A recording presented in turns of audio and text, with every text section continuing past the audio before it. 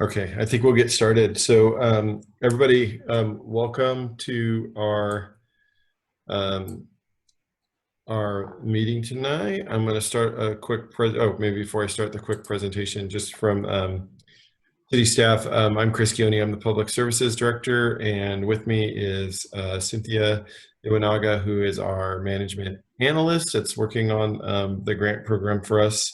And since we only have 3 people in the Zoom meeting, feel free to just ask questions as we go along, or and just stop us as we go. It's a pretty quick presentation, and then we're just going to look for questions or feedback. So I'm going to start a quick PowerPoint, maybe.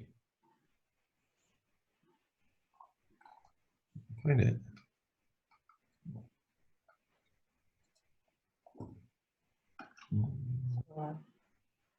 Sorry about that. I'm almost there.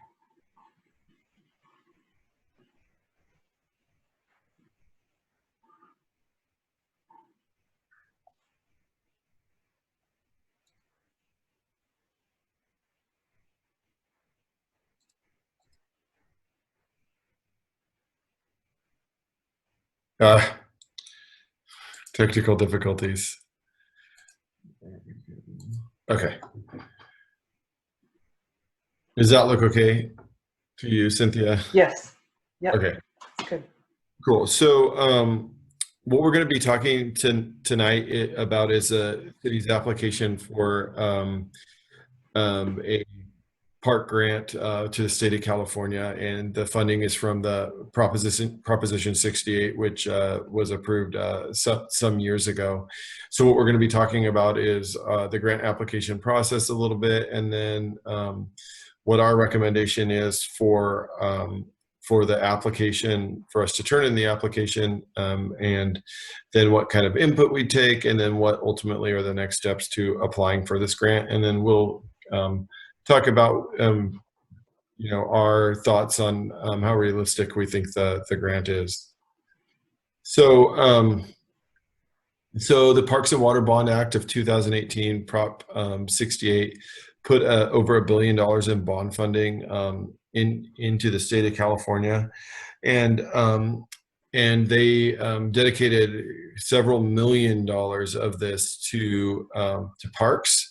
And specifically a competitive park grant program. So the park grant program is competitive across the whole state of California. So cities, counties, special districts that are government entities through the state can apply for this funding.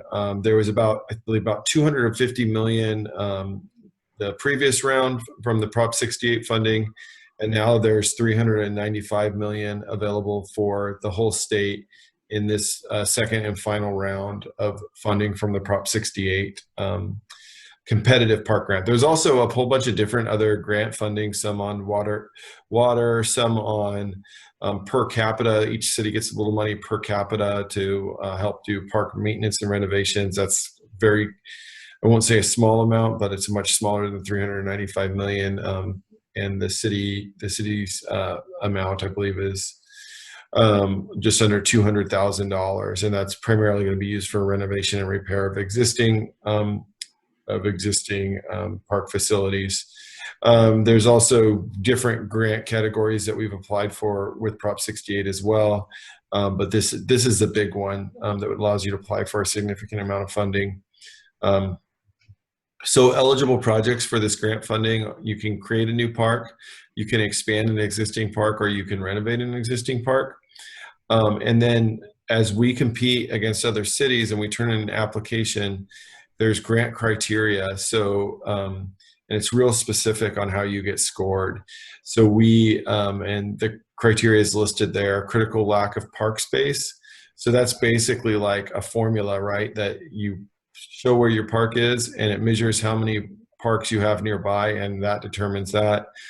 Significant poverty level, same sort of thing. In Morgan Hill, we score significantly low on that. That's the toughest scoring category for us to achieve a high score in, because it just basically is based on the income level of your community, and it is not. It's not even done by area. So we're competing across the state, and we are a higher income level, and we have a higher cost of living here in the Bay Area. So we struggle to score high there. New parks score higher than existing parks. The community-based planning effort that we go through is scored. If there's volunteer opportunities, it's scored. You can get points for that. Partnerships and committed funding gets scored. Environmental design is scored, and hours requiring that it be open to the public without fees. You also get points for that. And then there's this kind of more generic community challenge and readiness scoring that equals 20%. And the max amount of grant funds that we can request is 8.5 million. And that's per project.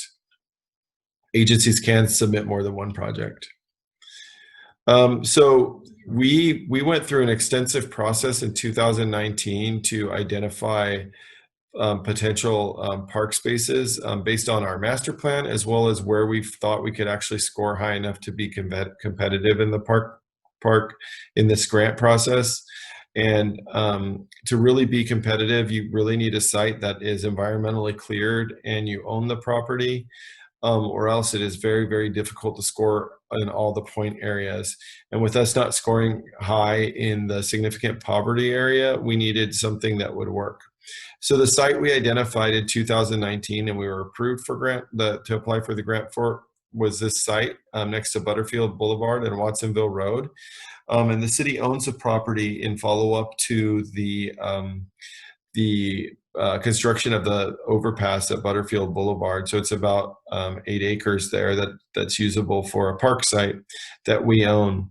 And through the process we did in 2019, we environmentally cleared that per CEQA, which allowed us to score maximum points on the environmental side. So we have the clearance to build a park at that site, which does take some time to accomplish, but we were able to do that in the previous grant cycle. So in 2019, through the community outreach, and this is kind of important to the discussion tonight, these were the priorities for the park. Baseball fields, we had a significant number of baseball users that were interested in the park site. Walking paths, as we show you the park design, there was a walking path constructed around the whole outside of the park where people could walk. Park course and exercise equipment for all ages, so there's an area like a fitness area. And then parking would need to be available based on the location of the park, because it is at the southern end of the city, and we would want this would be a large park, one of our largest parks, behind Community Park. So we'd want it to be accessible to the whole community. And while we hope people would walk and ride bikes to it, we know that in order for it to be used, there would need to be parking spaces. There was an interest in some more natural park settings. And then we had a significant interest in the construction of a BMX pump track that can be used by BMX and mountain bikes. And then meeting room space and restrooms at the site, accessible pathways, and then for the environmental friendliness, solar power. The meeting room was discussed, and it was actually through the process with the community increased in size as people wanted to be able to host like birthday parties, that sort of thing at the meeting room. And it's also important that the city has an opportunity to cover costs on running the park. As many people are well aware, we do not have a significant amount of funds for our park maintenance. So as we developed this park, we did it in partnership with baseball groups, people interested in the BMX pump track that were interested in taking on the ongoing maintenance for the facilities. And then alternatively, the meeting rooms and picnic areas potentially at the site, the city could generate revenue to offset costs for maintaining the site. We also were very interested in setting up a volunteer group to help maintain the park on an ongoing basis, litter pickup, that sort of thing. So this is what the park layout looks like.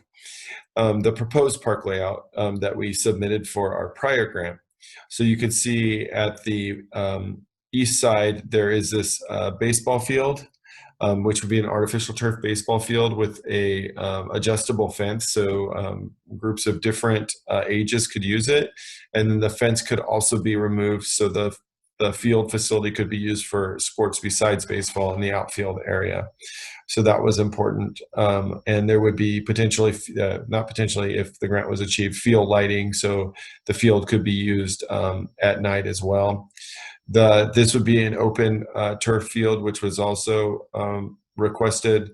And then you could see here, this is that fitness center, park course equipment that was discussed, and meeting room and restroom facilities, and then the picnic areas under the shade trees here. Oh, sorry.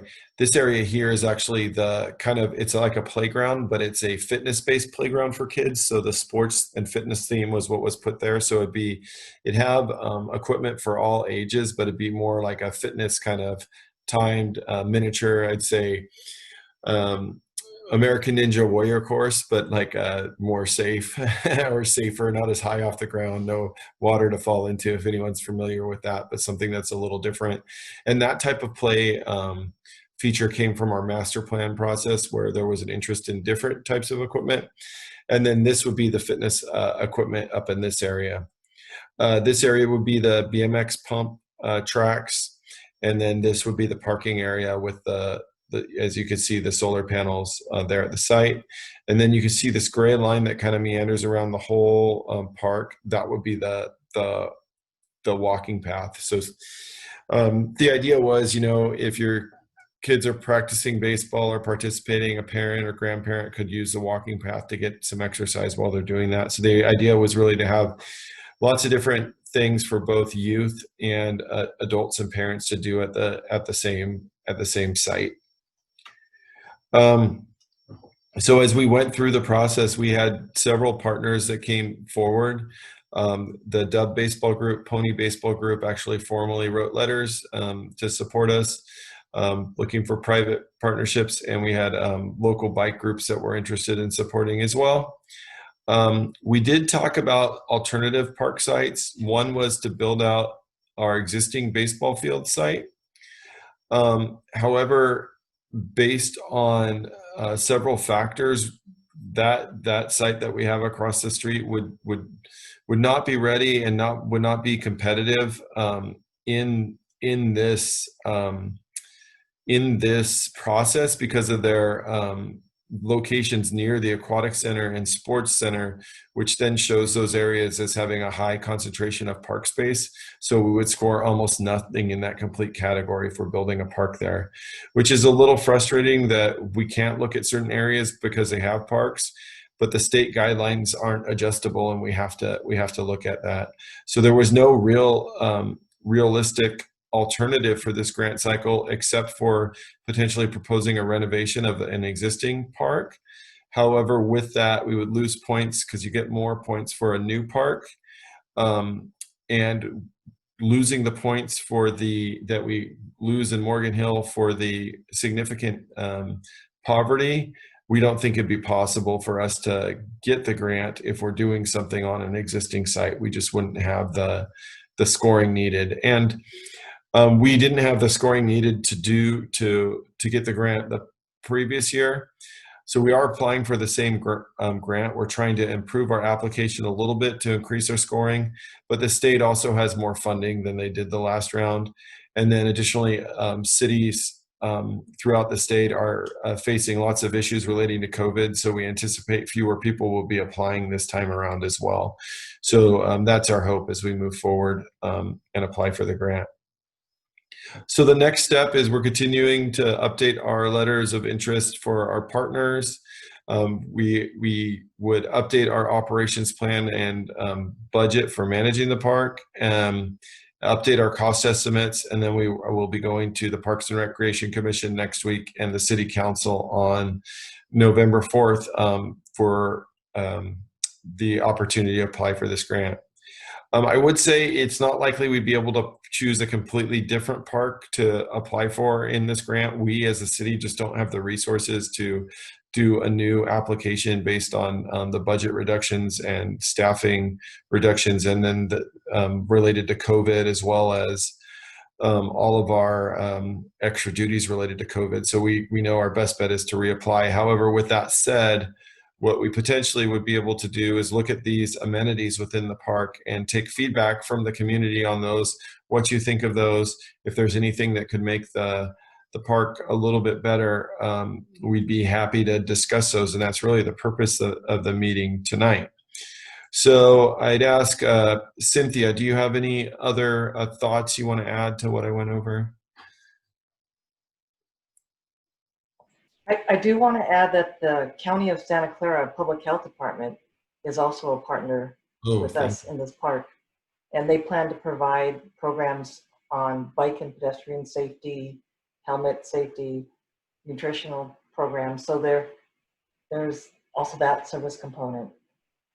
And we're also planning to work with groups such as the San Jose Conservation Corps to plant trees, so youth will learn how to plant trees. So there are a lot of good things coming out of this project. So, thank you. Yeah.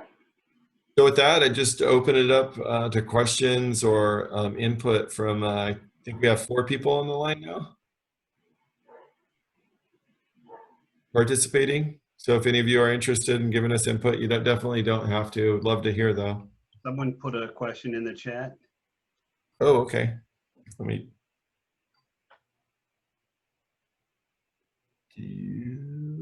Okay.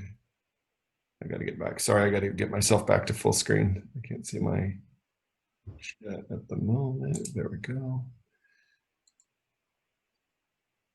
Oh, yeah, sorry, I just turned the diagram off. So it would be off Butterfield Boulevard. I'll pull it back up real quick. Anything exciting?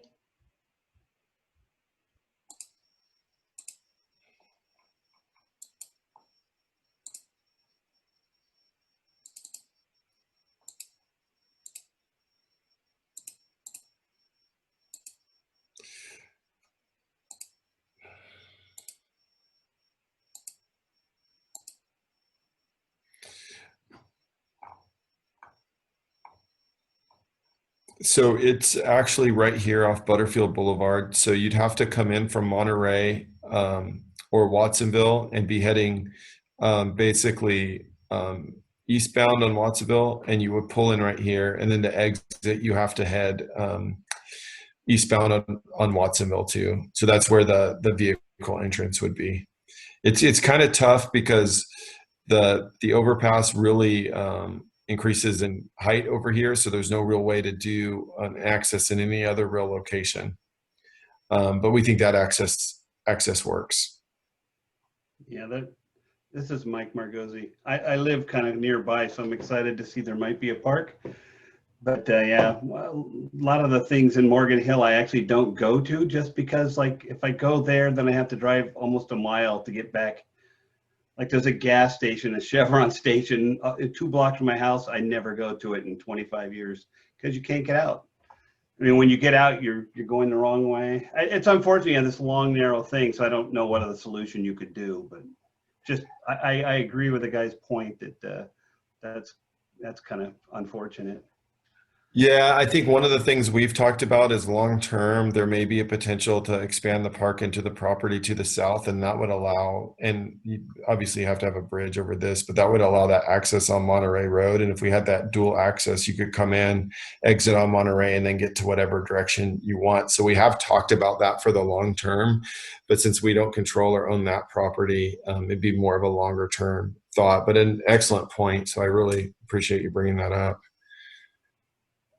Is that rectangular field grass or AstroTurf, the one that's kind of blank? That would be regular grass. Okay. Yeah. Is that like big enough for people to play soccer or cricket or something? Probably not cricket. You'd have to play cricket on the more likely in the baseball field area. But soccer, you could definitely play like probably a 5v5 or 7v7, something like that, you know, with a smaller field. Is there, since someone else is talking, I'm wondering if, are you planning on putting any trees kind of around more of the walking path, or is that just going to be out in the sun? That's a good point. So you can kind of see where we have the trees planned. So there isn't a lot of them around the parking lot. You can see them. And, but to your point, but that's something we could definitely look at. So we can take a note of that. Um, it's kind of tight. We were trying to get as much in the space as possible with the baseball field and the walking path. But we've also done things where, you know, adjacent property owners would even let us put the trees on their site. So there definitely is a possibility we could look at doing that right on the border of the path for sure. So we'll take that down.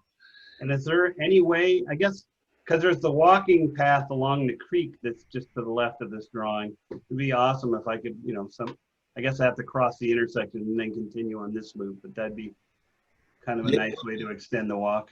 Yeah, let me show you some, since you brought it up and I love talking about this stuff. Let me just pull up Google Maps for you real quick. If you're interested, and I'll show you some stuff we've been working on in the area.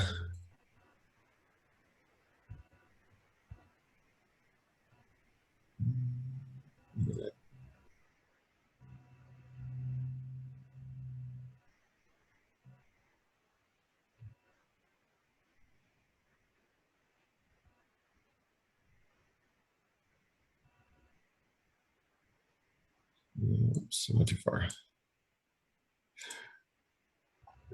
And, you know, we've applied for a bunch of different grants. So this is the property right in here we were just talking about. And then you're talking about the trail that runs through Paradise, right? Correct. Yeah. So what's kind of cool, one project we're working on right now that we have funded with the water district is we're going to have it's kind of like a traffic signal for pedestrians that will stop traffic right here. Yeah. We're going to have a walking path that heads all the way down here to Silvera Lake, that same type of walking path. So another 1.5 miles. And we might have that open early next year, which would be neat. Yeah. The other thing we applied for and didn't get a grant for, but we're still looking at it. As you might know, Watsonville Road is really wide and people drive really fast on there. Yeah. We actually applied for a grant to take back some of the pavement along Watsonville Road and convert it to like a walking path that would run all the way down Watsonville Road to both ends. And it'd be like that same class 1 asphalt path. And so we applied for that, and that would kind of make in like kind of a crisscross right here with this trail, right? So you'd be able to get this trail and then take that path right over to where this park is, or take it down the other direction. Okay. Is that a separate grant you're working on? It was a separate grant. We didn't receive it. We didn't get awarded it. But we have another grant opportunity that we're going to apply for. We could actually use our own funds down the road too. So it's something we're actively working on, and think there's a good chance we could get a grant for that, only because it will be a trail, but also it would return a bunch of impervious surfacing to a pervious surfacing. So it'd be an environmental friendly type of improvement as well. And it'd be a traffic safety improvement. So it's something we're trying to push forward. We think that could happen. But we don't have the funding secured for that, but it's in our planning documents, and we're working on it, which would be real neat to get all that tied together. So we'll keep working on it. How much are you asking for the full 8.5 million or something less? Yeah, 8.5, and we think the project would be over 10 million, and we would match it with our park impact funds, and those are funds that are paid by developers that have to put money into parks. So we would propose matching that with our own funds. I really like the idea that you're considering or putting in a bathroom. That's kind of a big problem with a lot of the parks in town. I remember when we had little kids, we'd go to some park, then we'd have to leave because someone had to go to the bathroom. Absolutely. We wish our master plan, we were looking at potential bathrooms at a few more parks, like Nordstrom Park or Paradise Park, because we know people ask for them all the time. Yeah. We just don't have the operational dollars to do the maintenance on them. Yeah, I heard they get trashed. That was the. Yeah. Have you guys used? Has anyone used the bathrooms at Railroad Park? No. I'm not sure I know where Railroad Park is. So it's a playground right on Depot Street in downtown. Oh, Yeah. Have you seen those restrooms? Have not. Oh, I've never used them. I'm not sure what They're pretty neat. So they're more expensive when we buy them, but they're self-cleaning. And in addition to the self-cleaning, they kind of stop a lot of trouble from happening in them. I mean, because there's a time limit on them. And they're kind of built more like for a transit station, but they've worked out really good at the playground there, and they've been pretty maintenance free. And it really saves our ongoing maintenance costs because we just come in and clean them once nightly, and then the self-cleaning happens after every certain amount of flushes. So just always when I have people in the line, I always ask for people's opinion on those restrooms because we're planning to put them in we have a whole bunch of grants to build an inclusive playground at Community Park, and we're planning to put those restrooms in there in the next half a year because they've worked so well. But always to hear people's thoughts on them. Do you have to pay to use that, or is it free? It's free. Oh, that's good. It's actually cheaper for us to maintain than our regular restrooms because our regular restrooms, when it's busy, we have to send people out 3 or 4 times a day to clean them.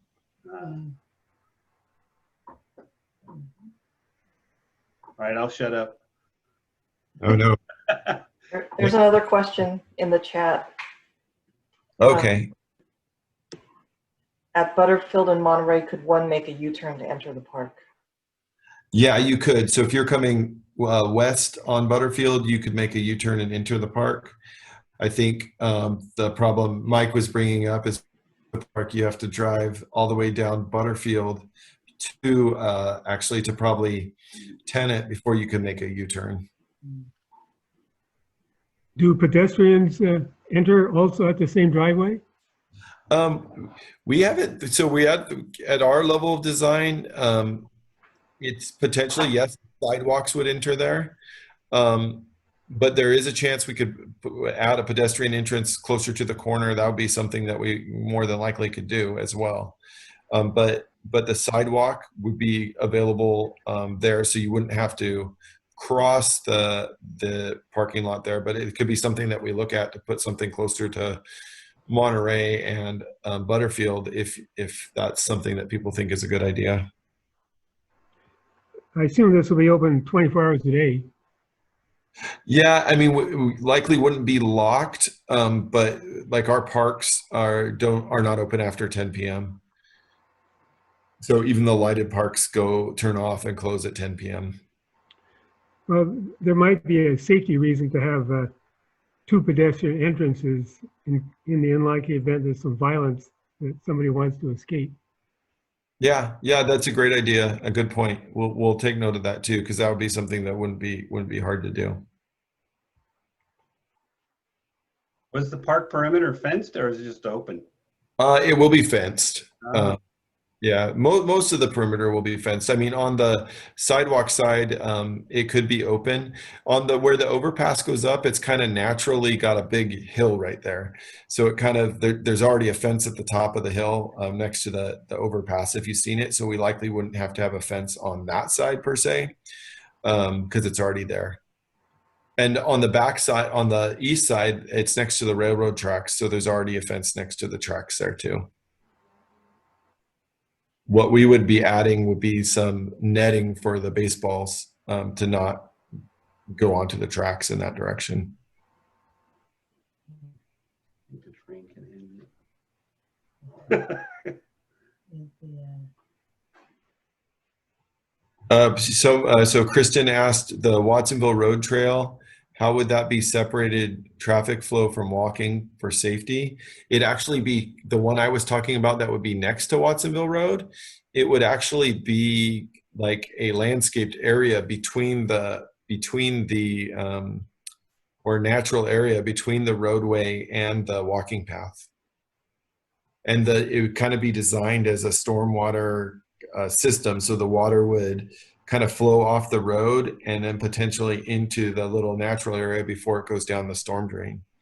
And then the path would be on the opposite side. Obviously, where we have less right of way, the path might get closer to the road, like a sidewalk would, but it just depends on how much room we had. it sounds like you're thinking of a curb there with shrubs or trees. Yeah, exactly. There would still be a curb. It'd likely be like a slotted curb if you've seen those, or a regular curb where there's just kind of there's entrances so often for the water to go in, but there'd still be a curb that would protect the edge of the roadway. Yeah, sounds good. Do you have any kind of estimated time frame on that, or is it just strictly a pipe dream? It's a pipe dream, but we have grants coming through all the time. Like that trail to the south we talked about is completely grant funded. We're gonna be, I don't know if you guys are familiar with the Madrone Channel Trail. It's actually just the channel that runs next to Highway 101 that the water district owns, but the city has a joint use agreement so people can use it as a walking path. We have a grant to pave that with a class 1, to make that a class 1 bike trail. We have funding, all grant funding to do that too. So we've been pretty successful in getting these grant funds over the last 5 years. Cynthia's done a great job on one. Actually, one of her projects that she worked on, if you look next to Butterfield Boulevard, basically from Barrett Avenue, is it Barrett or San Pedro, Cynthia, where the trail starts? I can't remember. I could pull it up. The new one starts. I think it's San Pedro. I'm not. Yeah, but north of San Pedro, there's a class 1 bike trail next to Butterfield for people to ride their bikes on, and it goes all the way north to Central, the Central Avenue. And we just got a grant to continue it south all the way past Tenet and down to the new community garden site and by the Butterfield overpass. It's actually because it requires us to kind of redo the roadway and the retention ditch. It's a $1.8 million grant that we got for the state to do that. And that project's going to be starting pretty soon too. So over the last couple of years, we've been pretty good at getting these grants. Good job, guys. Yeah, awesome. Yeah, so it is a pipe dream, but because of the different opportunities there with the recreation as well as the stormwater environmental side, there's a really good chance for that one. Is there any way to get a link to your presentation, or at least a picture of the proposed park? Yeah, absolutely. Do we have Cynthia, do we have the website updated right now with the? It is actually, yeah, we can send a link to the website. Put it in the chat window if you want, or whatever. Okay. However you want to send it out. Yeah, I don't know if we have everyone's emails on here. I'll put my email in the chat too. That might be easier if you just email me. We'll add you to the or actually probably Cynthia's email would be better. Sorry, Cynthia. Oh, sure, no worries. That's called delegation. Yeah. She has the. Yeah, I don't have the spreadsheet with all the people so she's tracking all that stuff much better than I am. Yeah. There we go. Cool. I also have the link to the.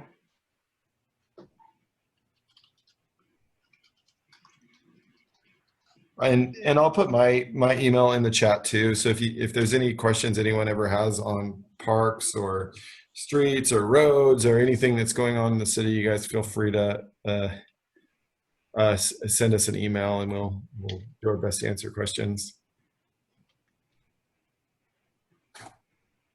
Any other questions? Strictly parks, or do you do more than that?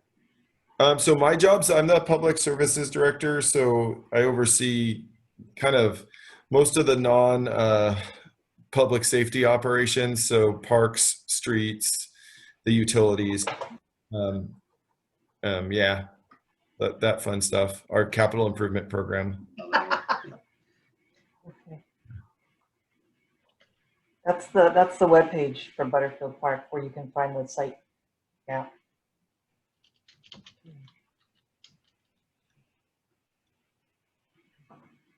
I mentioned we have this inclusive playground under construction at Community Park for anyone who has younger kids. Then that's still on schedule to be open in April, and we have probably close to $3 million in grant funding for that project, and then we're using a couple $1 million of our own park funds to match it, and that's going to be like amazing playground.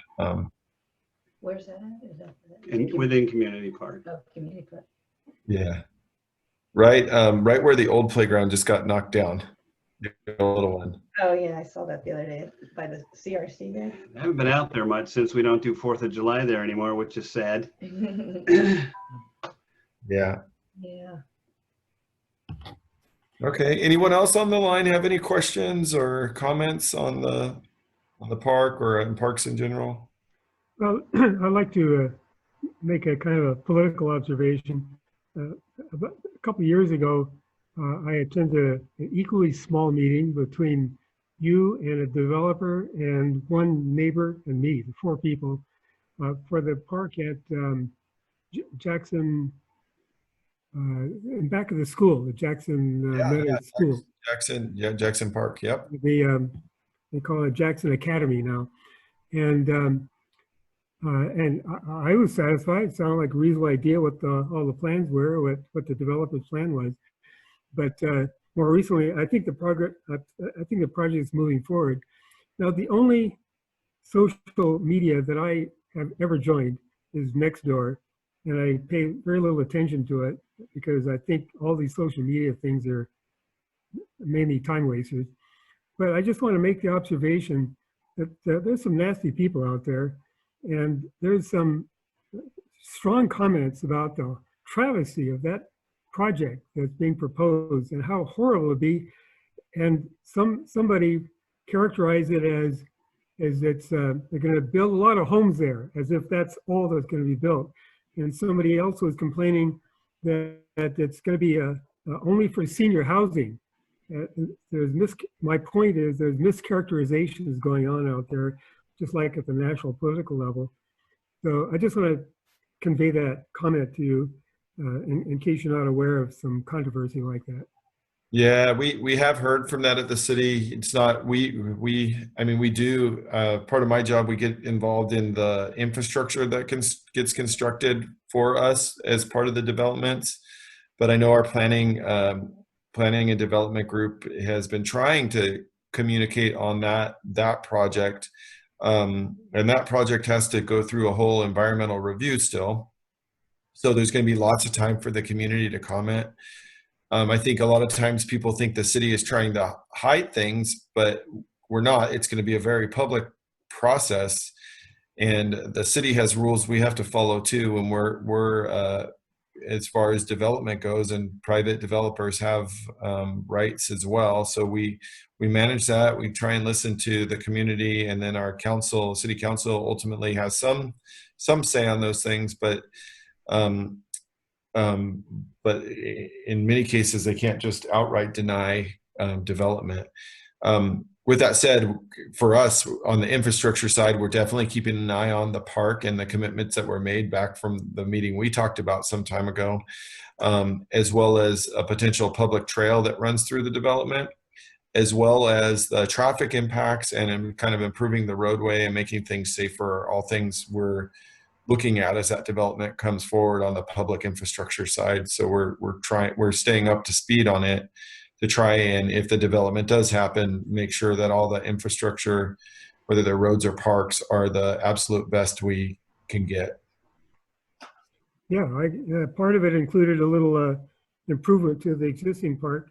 And so I would also assume that the city would require a little bit of a widening on Hill Road to accommodate increased traffic. So I don't see a problem. Seems straightforward to me. Yeah. No, well, thanks for that. Appreciate it. I echo your thought that people can sometimes be a lot meaner when they're on the keyboard instead of talking face to face or talking on the phone or in a meeting. Yeah, some people complain about the massive corruption at the city and the city officials.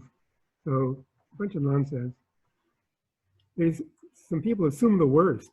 They assume that all developers are money grubbing out to screw the public and they don't care about the environment. Well, I don't know. It's ridiculous.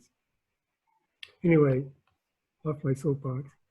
Yeah. It's been a good meeting. No, thanks for attending. We appreciate it. Yeah, I plan to forward the link to the park to, some of my neighbors. I think a lot of people are so busy, they may not have had the time, or I don't even remember where I got this piece of paper, but I've been hanging on to it for like 2 weeks so I could attend this meeting. So, a lot of people are probably interested, but don't have the time or lost the thing or. So Yeah. do you guys publicize this on, Nextdoor or whatever? Yes. Oh, you do? We have a weekly scoop that we publish on Nextdoor, and it was published on Nextdoor. Okay. That's As kind well. of opened up for the whole city, right? Right. Yeah. Yeah, I've seen those. I sometimes read them. Yeah. And we put it in that, I don't know if you're signed up to get the 411 email from the city that comes out once a week. We had it in there too, but that's. I have a hard copy printed invitation. That must come in some bill or something. We made, Cynthia We mailed. mailed. Yeah. Oh, you mailed. Okay. Yeah, that's how I figured. It worked for one. Yeah. Yeah, I learned about it in that weekly, I think in the weekly email that I get. And that's how I saw that map, because the invitation included the URL for the map. Ah. That was probably the 411. Yeah. Yeah, I'm really shocked to see the few people that called in this meeting. It's obviously a very important meeting to attend. Yeah, sometimes the good stuff when we're trying to do new parks and things don't get as much attention as, some of the things like you were talking about that. Well, maybe they need a couple more paragraphs in there, not just, there will be a public meeting on such and such, but, describe it, put a whole couple of paragraphs to say what it is. Okay. Yeah, Maybe somebody's thinking it's a wider parking strip or something. Oh, right. Okay. Because I think that most people, when they think of Butterfield Boulevard, they think about, it looks like an expressway. Where could there possibly be a park on there? And they probably think it's, a wide parking strip or something. Yeah. Okay, well, that's good feedback for us. Mm-hmm. Okay, well, I guess that's it for tonight. Yeah, thank you guys. Great. Yeah. Thank you. Bye-bye. Good night. Sent you an email, Cynthia, to add me to whatever your mailing list is. Yep. I just responded to you. Awesome. Thank you. All right. Bye, Okay. guys.